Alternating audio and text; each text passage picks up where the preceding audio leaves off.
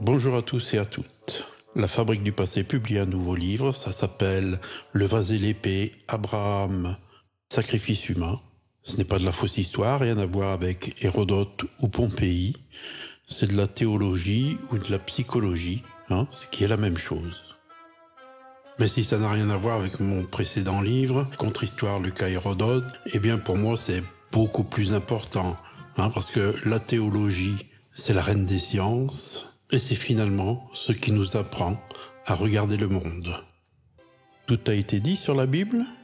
Tout ? Non.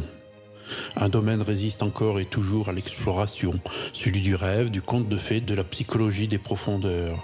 La lecture littérale de la Bible conduit au crime de Gaza, réalisation de la promesse divine faite à Abraham. Dieu est-il un criminel ? Laissons les dogmes, les religions, les interprétations des magistères et entrons dans le texte comme dans un rêve dont le sens, d'abord, nous échappe. Explorons, observons, analysons, rassemblons les indices.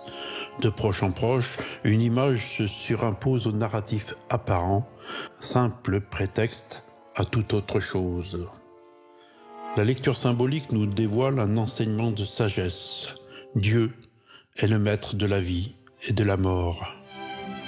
Un texte crypté, oui. Mais pour parler de quoi ? De nous, les êtres humains, intemporels. Alors en niant que le texte biblique ait la valeur d'un témoignage historique et en le mettant sur le même plan qu'un conte de fées comme Blanche-Neige ou les Sept Nains ou La Belle et Bois dormant, et puis en utilisant la méthode d'amplification de Jung telle qu'il l'a développée dans Métamorphose de l'âme et ses symboles, eh bien on obtient une lecture tout à fait originale du texte biblique. On redécouvre le texte, on y lit des choses insoupçonnées. Les religions nous ont conduits sur des fausses routes. On fait dire au texte ce qu'il ne disait pas. La Bible aujourd'hui est un texte à redécouvrir et c'est ce que nous faisons dans ce livre avec une lecture telle que vous ne l'avez jamais lue.